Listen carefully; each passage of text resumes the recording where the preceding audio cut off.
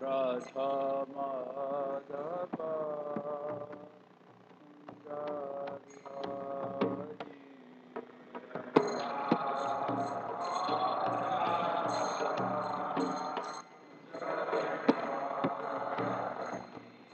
Jaya Gopi Janavallabha Girivaradari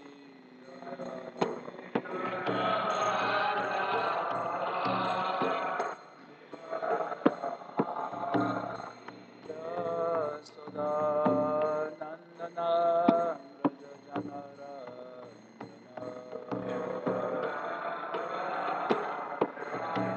Yamunachira Vanachari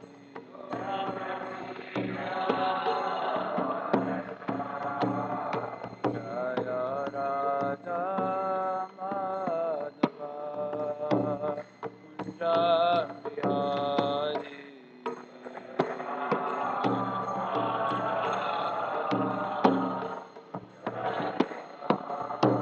Jaya Radha Madhava Kunja Bihari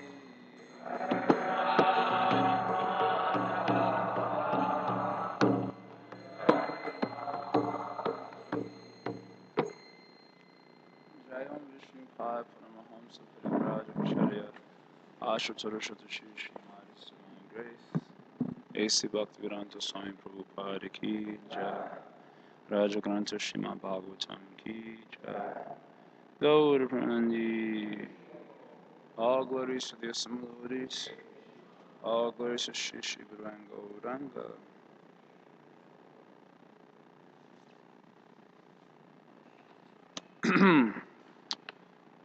Om Jnanatimirandasya Ananjana Shalakaya Chakshurun Militam Yena Tasmai Shri Guruve Namaha Shri Chaitanya Manobhishtam Stapitam Yena Bhutale Swayam Rupakadamayam Dadati Swapadantikam Vancha Kalpatarubhyascha Kripa Sindhuvirevacha Patitanam Pavanebhyo Vaishnavebhyo Namo Namaha Jaya Shri Krishna Chaitanya Prabhu Nityananda Shri Advaita Gadadhar Shri Vasari Gaura Bhakta Vrinda Hare Krishna Krishna Krishna Hare Hare Hare Rama Rama Rama Hare Hare O Namo Bhagavate Vasudevaya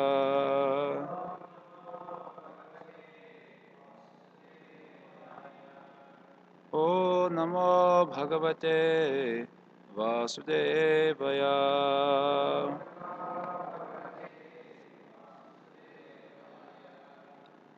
O Namo Bhagavate Vasudevaya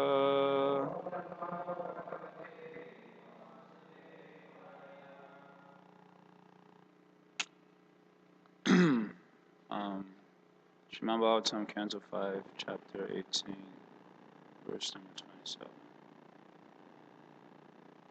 Yam lokapala kila matsara jvara Itva yatanto pipritak samityacha Patum nashekur dvipadash chatushpada Sari shripam starnu yar atra drishyate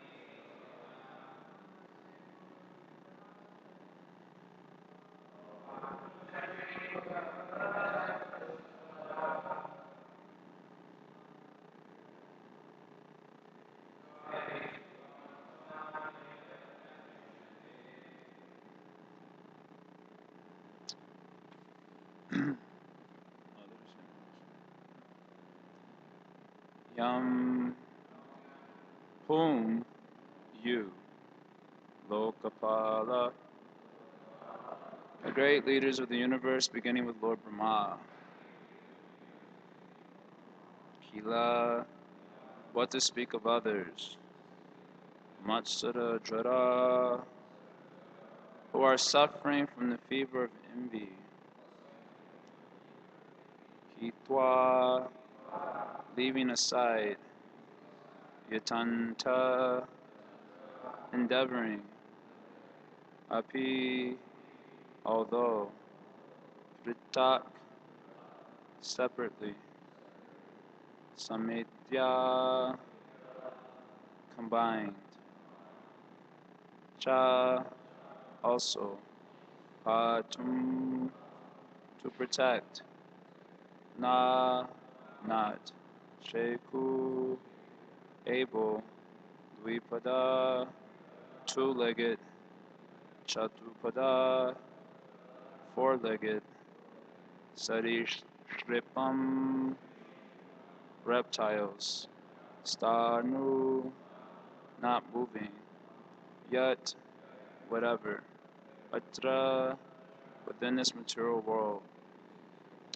Drishyate, is visible. Translation for Prabhu Srila Prabhupada.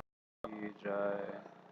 Translation, my Lord, from the great leaders of the universe, such as Lord Brahma and other demigods, down to the political leaders of this world, all are envious of your authority. Without your help, however, they can neither separately nor concertedly maintain the innumerable living entities within the universe. You are actually the only maintainer of all human beings, of animals like cows and asses, and of plants, reptiles, birds, mountains, and whatever else is visible within this material world. Purport. It is fashionable for materialistic persons to compete with the power of God. When so-called scientists try to manufacture living entities in their laboratories, their only purpose is to defy the talent and ability of the Supreme Personality of Godhead. This is called illusion.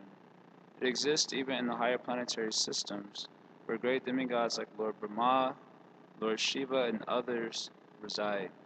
In this world, everyone is puffed up with false prestige despite the failure of all his endeavors. When so-called philanthropists, who supposedly want to help the poor, are approached by members of the Krishna consciousness movement, they say, "You are simply wasting your time, while I am feeding vast masses of starving people." Unfortunately, their meager efforts, either singly or together, do not solve anyone's problems. Sometimes so-called swamis are very eager to feed poor people, thinking them to be Dridra Narayana, the Lord's incarnations as beggars. They prefer to serve the manufactured Dridra Narayana than the original Supreme Narayana. They say, "Don't encourage service to Lord Narayana. It is better to serve the starving people of the world." Unfortunately, such materialists, either singly or combined in the form of the United Nations, cannot fulfill their plans. The truth is that the many millions of human beings, animals, birds, and trees, indeed all living entities, are maintained solely by the Supreme Personality of Godhead. Ego Bahunam Yog Dadati Kama. One person, the Supreme Lord, is supplying the necessities of life for all other living entities.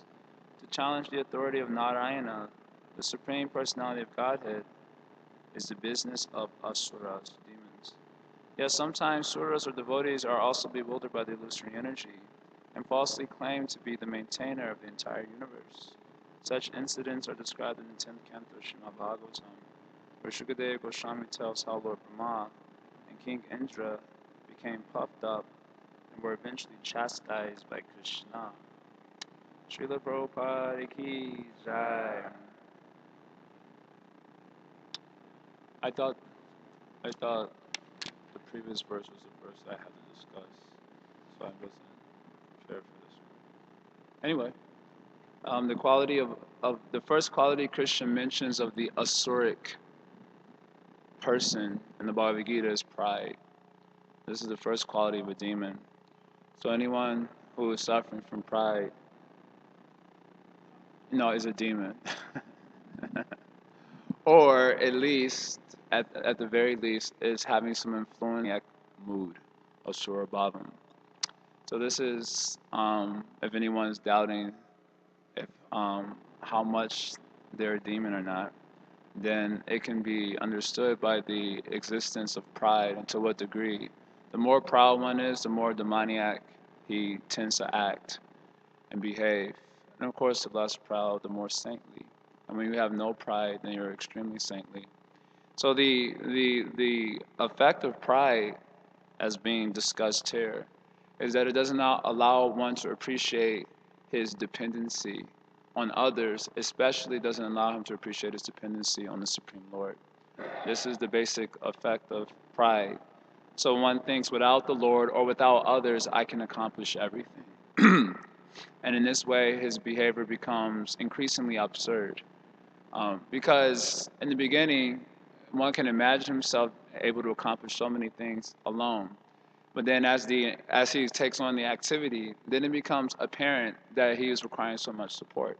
Just like if one has to manage a temple, one cannot obviously manage it alone. I don't know if I should say. Anyway, I know in the New York temple, the leader there, one time, he's has a lot of strong control over the temple. And when devotees wouldn't follow, he would just kind of like kick them out.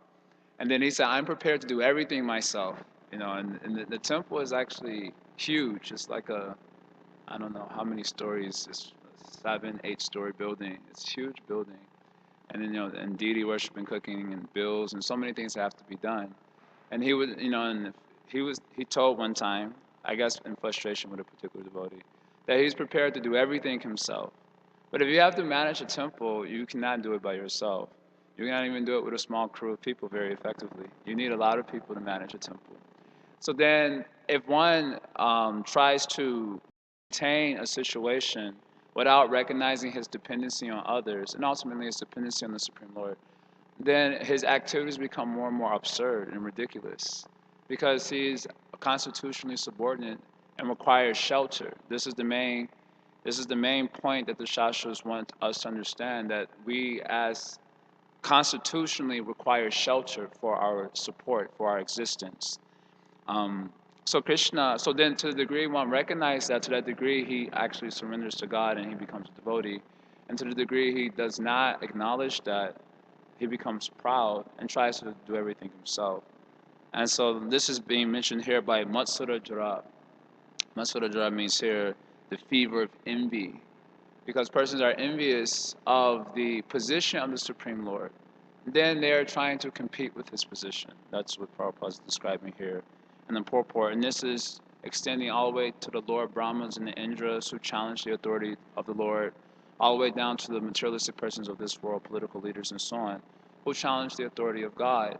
They say, what do you need with God? We will provide everything. We will provide the foodstuffs. We will provide the shelter. We will provide the clothing. We will provide the education, etc. So what do you need with God? I think Prabhupada was noted.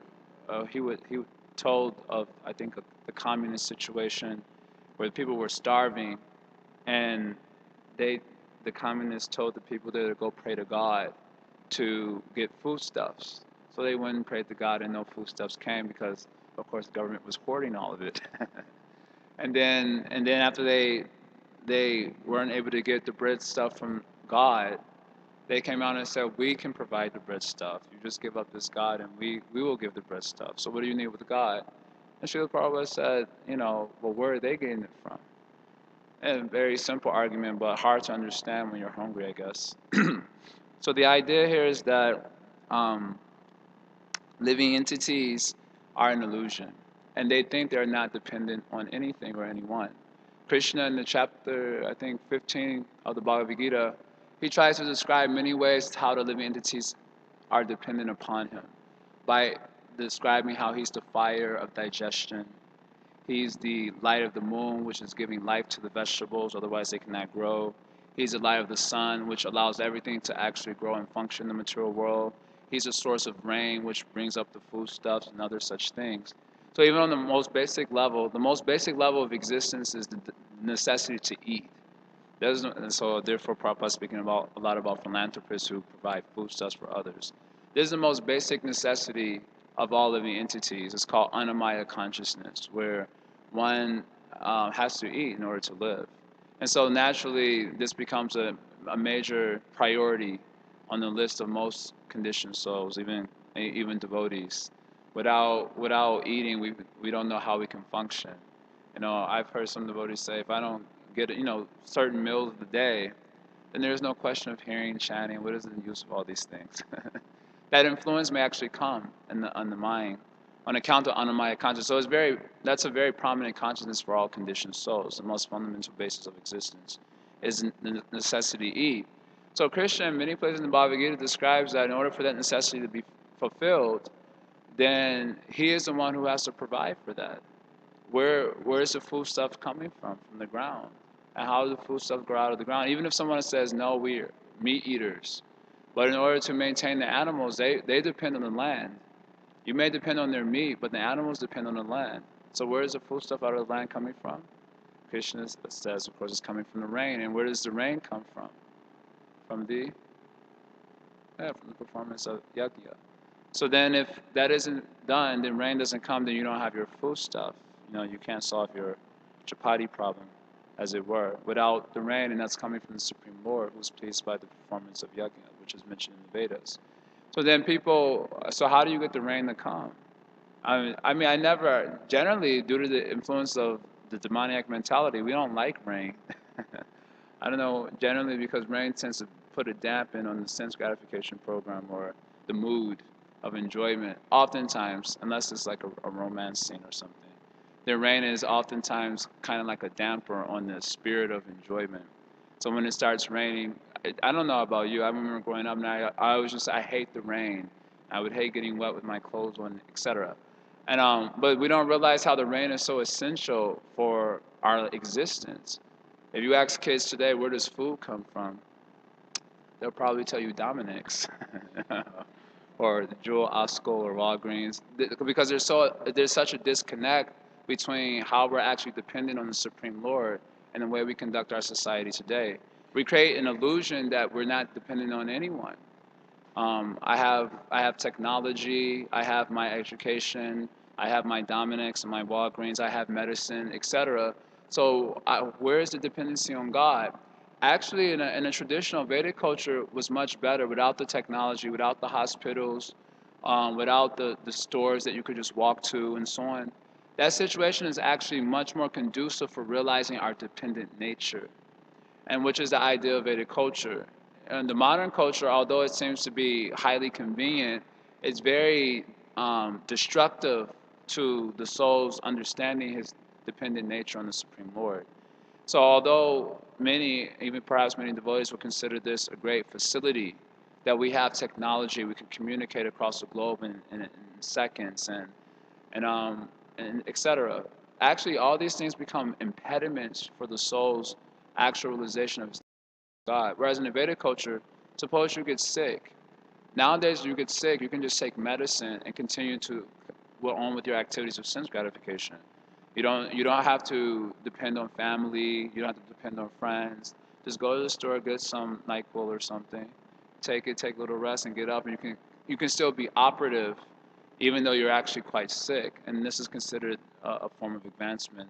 I know in one letter where one thing Srila Bhaktisiddhanta wrote called the rules for the mat, those who are living in the mat. One of the rules is that one should not take too much medicine. And the reason for this is because, Srila Bhaktisiddhanta expresses, because the tendency is to continue on with your program of sense gratification even while you're sick, and that way feel yourself independent like the Supreme Lord. And this way he says that the members of the mat shouldn't even take too much medicine, because when you're sick, okay, I'm not suggesting, all right, now from this day on we should stop taking medicines if you're sick and so on. That's not the idea. The idea is one of dependency. When you're sick, then in a traditional culture, like Vedic culture, then you will see how dependent you were. You needed your family to take care of you. They need to bring you food. They need to, maybe even bathe you in certain situations. And in this way, in so many ways, you got the chance to see how I'm dependent. This creates a sense of humility. And with that humility, it makes it easier to recognize the authority of God. Whereas in a situation where you don't feel that dependent on anyone, I have my own money, I have my own house, I have my own facility, then what do I need with anyone else? And what do I need, what to speak of anyone else, what do I need with the Supreme Lord himself, who I can't even see, and so on. And that way one becomes excessively proud, and that makes it hard to recognize the authority of God. Generally, those who are deprived of material facilities, it makes it easier for them to perceive the hand of God in their life. Therefore, Queen Kunti prays like that. Jamai Shwaya Shuta Shribir, Edamana Madapuman, Na Abihartu Abidatum Vai Toma Kinchana Gochra. Queen Kunti prays in this way that those who are Edamana Madapuman, they're intoxicated by pride on account of their wealth, their aristocratic birth, their education, and their beauty. Then even though they may also pray to the Lord, they cannot do so feelingly. It makes it hard to do so feelingly because I have my health, I have my money, and so on. So it's just like coming to the Supreme Lord just is more of a ritualistic function. It's something good to do, but one cannot really feel himself dependent. But when all those things are taken away, it's much easier to feel yourself dependent on account of being deprived. Therefore, Krishna says when he shows his mercy, his special mercy, then he takes everything away. And then because of that, all the family members don't like you anymore. This is actually what the verse says. In other words, the relationships in the material world are generally based on material facilities. If you have material facilities, everyone loves you. And if you don't have material facilities, I love you. It's a little bit less. I always love you, even though I don't want to see you right now because you don't have facilities. This, if you read the Avanti Brahmana pastime in the Bhagavatam, this is exactly the story. When you have facilities, many people are attracted to you. Your intelligence is there, and you can speak very nicely. This is a type of facility, education or knowledge. You have money, you have beauty. Then people tend to flock around you. They tend to appreciate you and so on. But when all those things aren't there, then that's when it's really tested. Oftentimes, you hear couples speak in highly romantic ways. I love you. I'll be with you to the end until death do us part. And then something else does them apart. I remember a story. I don't know if this story was true, but this came in the news. This is about 3 years ago. It's kind of outrageous. That's why I'm laughing. That's why I don't know if the story was fully true. But anyway, I'll mention it because it was thought to be true at least for a day. And in the story, there was a guy and a girl, and the girl was a dentist, and her boyfriend broke up with her, and he hooked up with another girl. A classic story. So he had some tooth issues, so he went to his ex-girlfriend for her to fix the tooth issue. And then she took out all his teeth. We put him under heavy, what do you call it? Anesthesia, and then began to remove every one of his teeth. And then apparently she went to jail. I think a few days later they said the story wasn't true, if I recall. It was about 2 or 3 years ago. But it just shows you the type of psychology that's going on with individuals. When you have certain facilities, then everyone tends to appreciate you, certain opulences. Krishna has all the opulences in full, and therefore they can never be taken away from him. They're eternally a part of his swarup, his actual nature. And therefore, Krishna remains all attractive on account of his supreme opulences. The living entities are actually having borrowed plumes. That means Krishna is extending some of his opulences to living entities according to their karma, and then according to their karma, he's taking those opulences away. So when there's good karma and Krishna's extending some features of his opulences to the living entities, they become attractive not because of their own opulences, but because of the opulences of the Lord. This is called a borrowed plume. The example given, I think, by Prabhupada is a peacock, not a peacock, a crow, who takes the feathers of a peacock and puts it on his head or on his body and thinks he becomes a peacock. Because by wearing the peacock feather, the crow becomes beautiful. But the beauty is not due to his own intrinsic beauty. Maybe some people like crows, but generally a crow is not an animal that's very much appreciated in Vedic context. But he may become looking somewhat beautiful due to the influence of the plume of the peacock. So similarly, the living entities by themselves are not so attractive.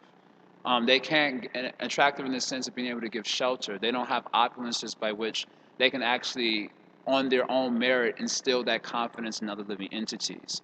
They can only be able to attract other living entities when Krishna extends some of his own opulences to them, due to their influence of their good karma and a materialistic sense. And that way they become attractive to other living entities in the sense of being able to, they get the idea, oh, this one can provide me shelter. Look at his knowledge, look at his beauty, look at his wealth, etc. Look at his fame. He can provide me shelter. That's actually due to the influence of the Lord's opulences and not due to the soul's merit on his own, which is due to the pride. They don't know that. So then when it happens that due to their karma, those things are taken away, then the naked truth comes out that the soul alone cannot provide any shelter for anyone. At that time, although they may have made a vow to death do us part, then they find their relationship oftentimes strained when that karma fructifies and those opulences are taken away. Then no one cares for you. And oftentimes, even sometimes we can ask ourselves this question: on what basis are we attracted to individual living entities, like devotees? Let's say in the context of devotees, what is the basis by which we find ourselves attracted to them? Is it because of the desire to render service to them, or because of the opulences which they possess? And then, if minus those opulences, I wouldn't care for them whatsoever. A good example is Jaya Maharaj. He's of course a profound devotee in our movement.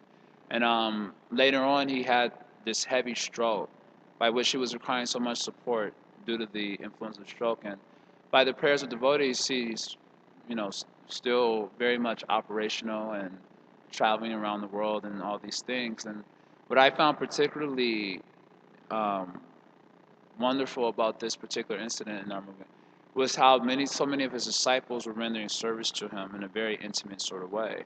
Even though perhaps some of the opulences seem to be somewhat removed now on account of the influence of the stroke by the will of God.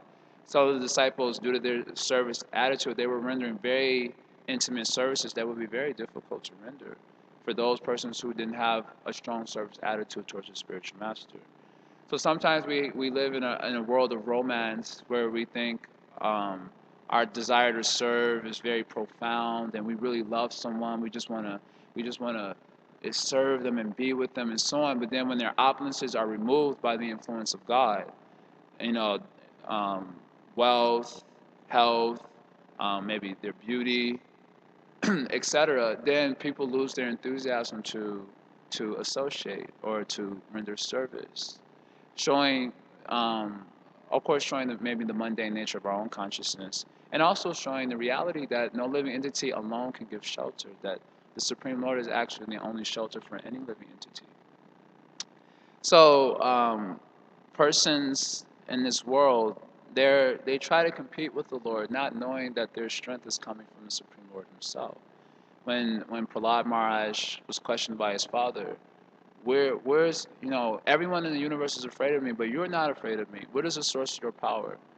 And Prahlad Maharaj said, the source of my power is the source of your power, Vishnu. And for Hiranyakashipu, that was just like, he couldn't handle that. And so he immediately wanted to kill Prahlad Maharaj for that reason. But that's the reality. Krishna is actually the source of all the opulences that are exhibited by living entities. and the source, the reason by which they become attractive to other living entities.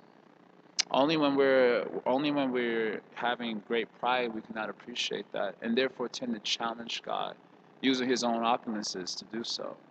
So the greatness of great souls is their humility. The humility means the ability to always recognize their other dependency on the Supreme Lord, and that whatever power that they're having, they acknowledge the source of that power, and therefore they remain ever aloof from the contamination of nature that causes them to become proud of those opulences. Such as the quality of humility, that one always understands his position of dependency on the Lord. And so even if he has great influence, he speaks, everyone wants to hear him when he speaks. He does some action, everyone wants to follow that action. And it doesn't attract him whatsoever, because he knows it is actually the power of God invested in him that allows for that influence to take place. And by acknowledging that, he remains aloof. Others who, by the dint of their devotional service, they may get some opulence also. This is called uh, Bhakti Charangini, I think, in the language of the Madhurya Kandamini. That by the influence of devotional service, you start to develop spiritual opulences, which could include wealth, worship, fame. When you speak, everyone's just like folded palms and ready to follow your every word and so on. And one starts to think, oh, this is very nice. I see that this bhakti is real. It really works. And he starts riding the waves of bhakti. Unfortunately, there's one wave he won't be able to handle, and that's the wave of his heavy false prestige that comes from trying to do that. That wave is like a tidal wave that can't be ridden, and then it just knocks you out. So many devotees, when they're going through the process of the anartha nivritti, Vishwanath Chakravarti Thakur explains in the Madhurya Kandamini, they have to go, this issue will come up. This issue where they think that they're very powerful, they're worshipable, people want, they give money, and then you have evidence why you think this also. It's not that you're just thinking it, well, some people are quite deluded and they think it without any evidence, without any spiritual power whatsoever. They're thinking they're already very exalted and wonderful. That happens a lot too. There's evidence for it sometimes, where you say one thing, one simple statement, and devotees come up to you and say, Prabhu, that helped me out so much, tremendously. My whole spiritual life became revived because of that one statement. And at first you're thinking, it's all Krishna's mercy. And then another person says, like, that's you, and another one, and another one. You think, wow, maybe I'm kind of like getting on the Acharya platform. I'm ready to take up disciples and so on. That this happened. I mean, it is a little funny, but actually, this is reality. This actually happens all the time. Sometimes devotees just play it out in their minds without it manifesting so much externally, and sometimes it starts to play out externally after some time. To protect themselves from this, one understands by dint of deep chanting and prayer that actually this is all the opulence of the Supreme Lord. There's not that big of a deal. Therefore, you see devotees who really have a lot of influence like that, they just like take it so. It's not that big of a deal to them. Devotees will be glorifying them. I notice this a lot with my own spiritual master, where people will be often glorifying him, crying, falling on the ground, this, that, and the other, and he's just like looking like very like unremoved. I know if one person glorifies me, then it's like hard to hold the smile in.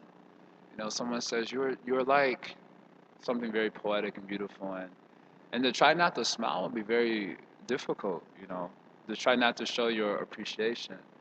And with these great souls, I seen it with Rampa Maharaj also at his Vyasa Puja. Everyone's offering these heartfelt offerings, and they're just looking very like, untouched, unmoved even.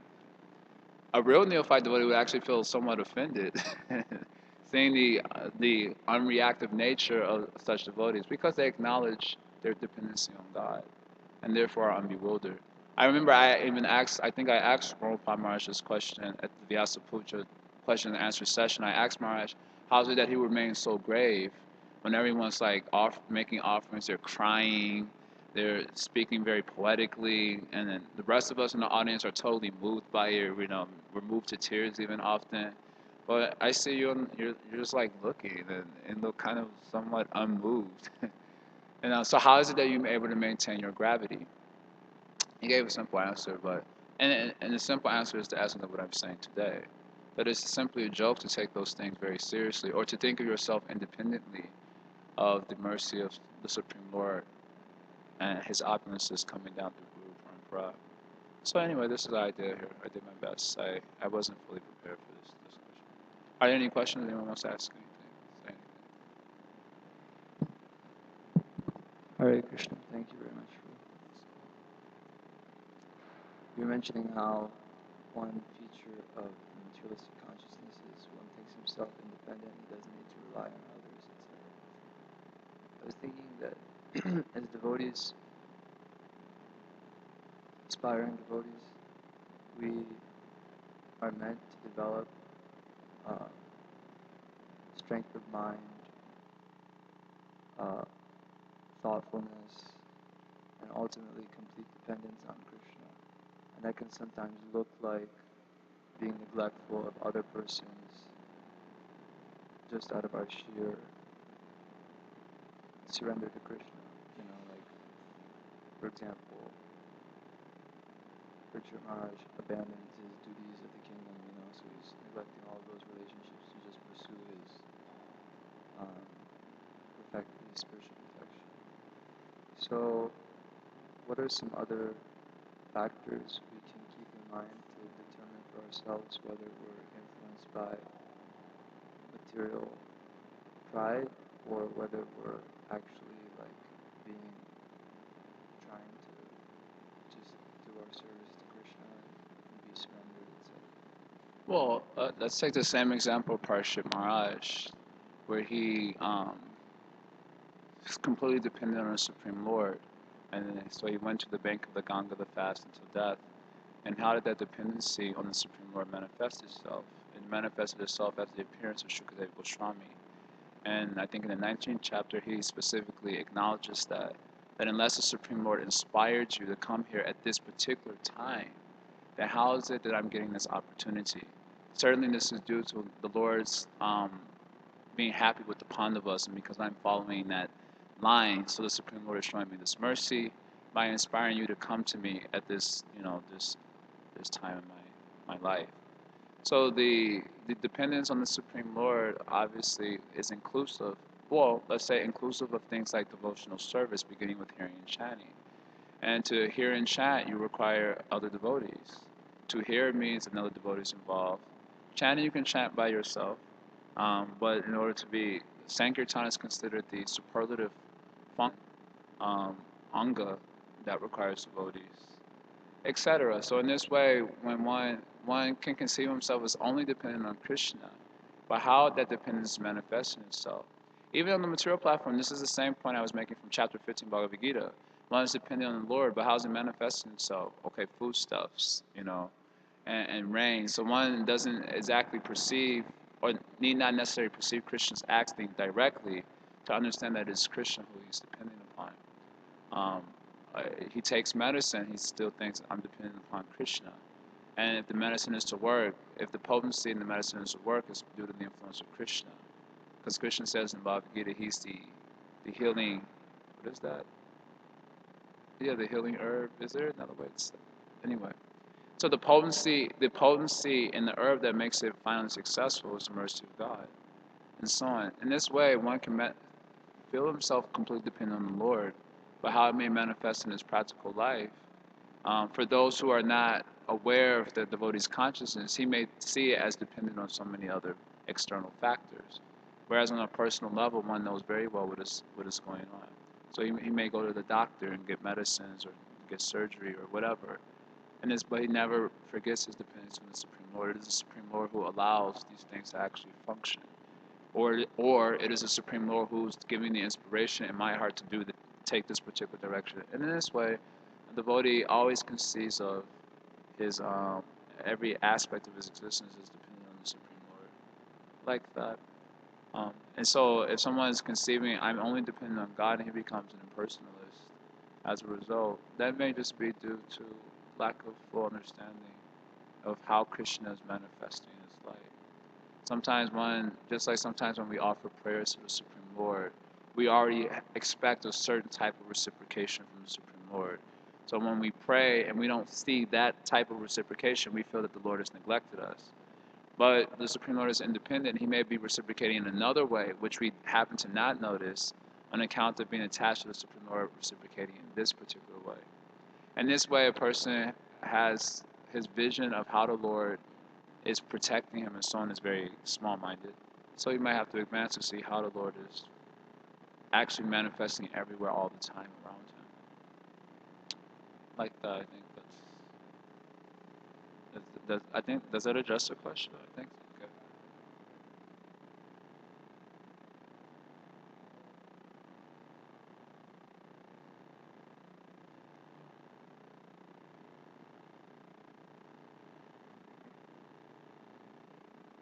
Hare Krishna. Thank you for your class. The example of Jayapataka Swami's disciples was really wonderful. I was just wondering if you could share a few more thoughts on how one develops that kind of consciousness. By good fortune. And that's one element.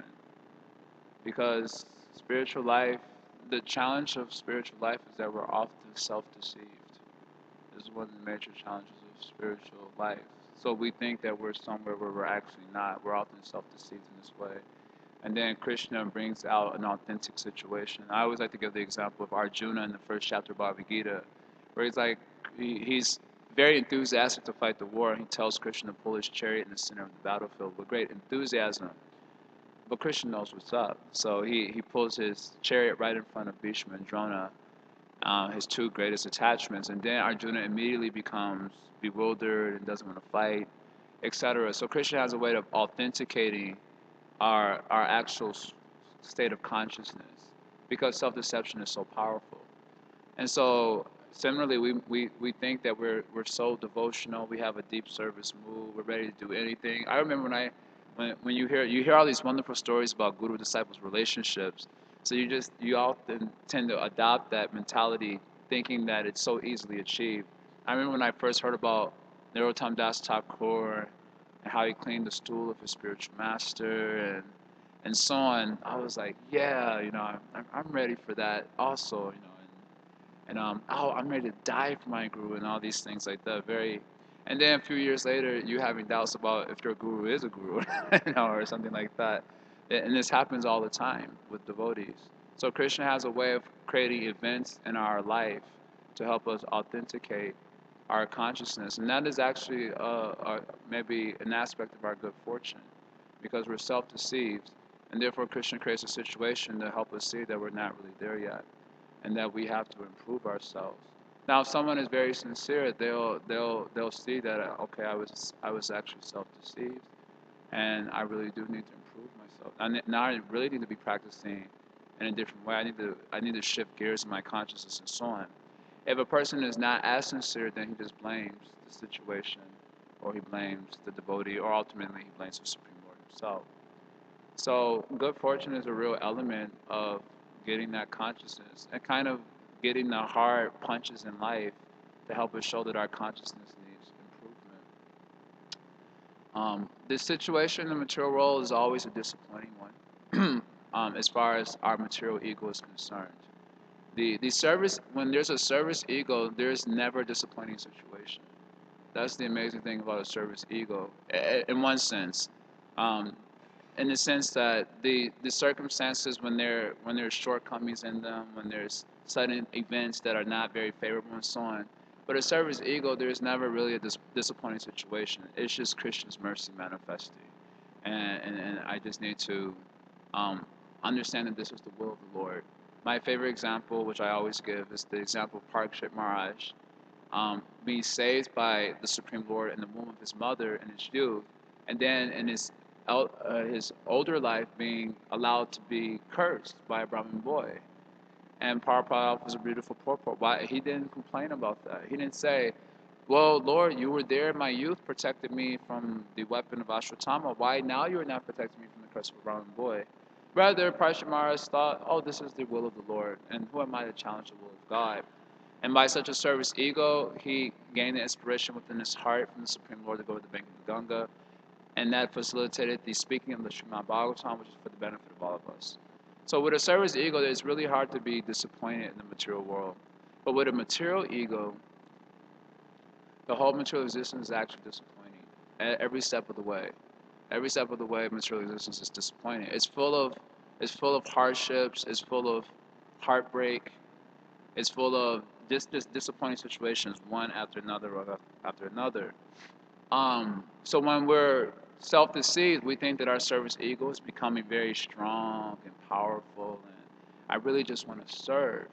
And then Krishna's like, fantastic, and and he creates a situation, and then you find out the material ego is actually operative, and you find yourself disappointed, discouraged, despondent, not wanting to do anything, questioning Krishna consciousness, questioning the association of devotees, and questioning the Supreme Lord Himself. And then, if you're sincere, you recognize this is actually the influence of the material ego. And if one is insincere, one thinks it's just the circumstance or the situation where the other person is on. Ultimately, even from an objective perspective, if someone does something very wrong, let's say like there's a fall down and someone he betrays you in one sense, like that. And objectively speaking, that's actually what's going on. If you look at it, all objective figures, that doesn't really stop you, the individual living entity, from progressing towards his goal if that's what he really wants. So if he takes that, now mentally it does become an impediment oftentimes, and that's just due to our lack of Krishna consciousness. But if we're really sincere about the goal that we're trying to achieve, we understand, we take it in another way. Okay, Krishna inspired that living entity to play this role in my life for this particular time period, for that function. And now a situation has come up, I feel somewhat betrayed and it's that. But the goal of life is not ultimately lost because of this. Things can continue if I want to. And ultimately, it's not really his fault at all. The inspiration is coming from somewhere for him to act in this way in relationship to me. Perhaps I needed this particular test in my life for whatever reason unknown to me, and so on, and therefore the march goes on. If he's very insincere, he just blames the individual and God, and then he might go away because of that. So how to get that consciousness? We have to be fortunate enough to recognize that to what degree our service ego is actually evolved. And luckily, if we're really lucky, Krishna just provides a lot of heavy circumstances by which we get opportunity to actually improve the service attitude, as it were. We speak about service attitude as if it's something so easily achieved. Real service attitude is really achieved at higher states of devotional practice, like ruchi, where Lord Chaitanya is praying, I only want service for the Supreme Lord. And we oftentimes speak about ruchi as if it's very high thing to attain, which it is. It's not easy to attain. But then we speak about service attitude as if it's an easy thing to attain. But actually, real service attitude is really achieved at a higher stage of consciousness called ruchi. So it is not so easy to get that level of service. Therefore, we struggle if people aren't doing, if it's not, we struggle when it's not a utopia, for example. If everyone's not doing exactly the same thing, exactly the same service, we feel some level of agitation in the heart and so on. We don't feel satisfied. If I got to do it, why not you? And so on. Like this, it goes on. And so we take it, okay, I need to improve. That individual may also need to improve as well. But we're speaking about from the perspective of our own self-improvement, which is where the question is coming from. So my answer in short is that we require good fortune to recognize the extent of which we're trapped by material ego, and then the good fortune to be determined to develop ourselves Krishna consciously, like that. If we're fortunate, we'll do it. And if we're not as fortunate, then it's going to be a continual life of discipline. That's the way it goes. Are there any other questions, comments you want to follow up? Anything else? Anyone wants to say? Comments? No? Okay.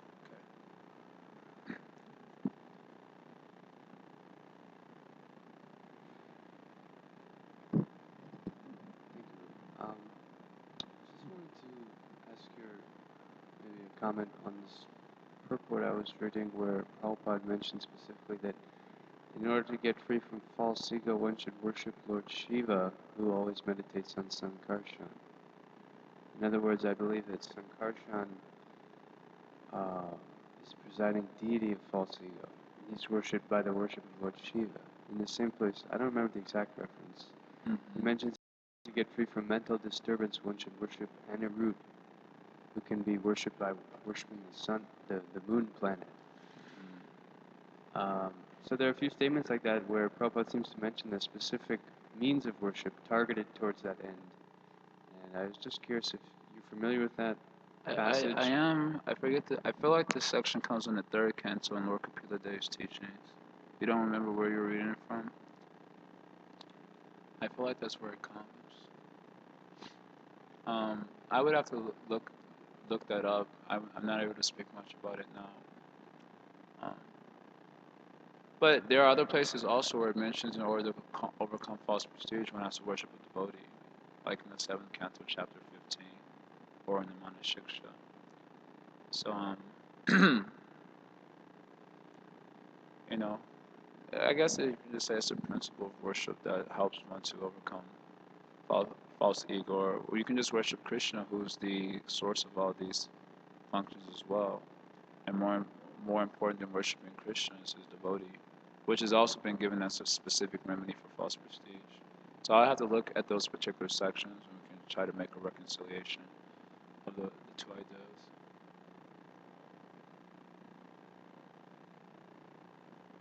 Sorry, I just wanted to share one. Yeah. It's just one could note that these two examples given, to varying degrees, are like fruitive. As aspiring devotees, it's not that we want to just become free of false ego, but we want to become fixed in our real ego, which, as you mentioned, is in relation to Krishna, worship, service, etc. And then not to just become free from mental disturbance, but to come to, have our mind be animated and enlivened by the pastimes of the Lord and His qualities, etc. So, Yeah. You could say it like that's true, but you can also say that becoming free from false ego is getting situated in your real ego, because the real ego is already existing. It's just covered. Yeah, my point was just Prabhupada's giving this prescription, worship this one, worship that one, to become free from this thing, free from that thing. But we can understand just by acting in devotional service to Krishna, these fruits are achieved, becoming free from false ego by being established in our spiritual identity, becoming free from mental disturbance by having our mind, so enlivened that we lose trouble, we can't sleep at night, for like these devotees like Narottam has talked about. So, like that. Yeah, that's true. Okay. Anything else? Srila Prabhupada ki jai.